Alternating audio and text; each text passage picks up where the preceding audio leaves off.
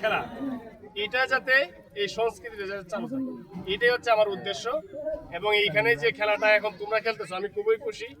অনেকেই আসছে এখানে খেলাধুলা করার জন্য, আমি খুবই এটা ভালো লাগছে যে লক্ষ্মীপুর এখনো খেলার যে ধারাবাহিকতাটা সেটা এখনো অব্যাহত আছে।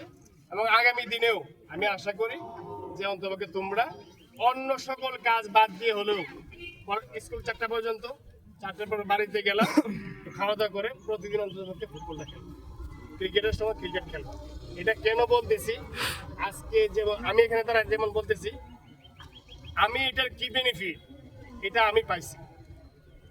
এটার যে এই খেলাধুলা করার কারণে কত বড় সার্কেল হয়, কত মানুষের সাথে পরিচিতি করে, কত মানুষের সাথে পরিচিতি ঘটে, এটার কোনো কুল কিনারা নাই। কেন বলতেছি, এই লক্ষ্মীপুর আমার বাড়ি সাজিউরা, সাজিউরা সবার কি লক্ষ্মীপুরের মানুষের সাথে পরিচয় আছে। এই রাজনীতির বাহিরেও কিন্তু এদের সাথে আমার এই অঞ্চলের মানুষের সাথে, এই যে দাঁড়ায় আছে উনি, এই যে এই লোক, এরা কিন্তু আমাদেরকে ছোটবেলা থেকে এখানে চিনি, আমরা একসাথে ফুটবল খেলি। তার মানে কি, এই খেলাধুলার সুবাদে এই মদনপুর ইউনিয়ন না, শুধু নেত্রকোনা পুরো জেলায় আমি যে কোনো জায়গায় যাব, দেখবা যে আমার সাথে খেলাধুলা করছে এরকম লোক পাওয়া যাবে। ঠিক আছে, এটার কিন্তু একটা বিশাল সুফল।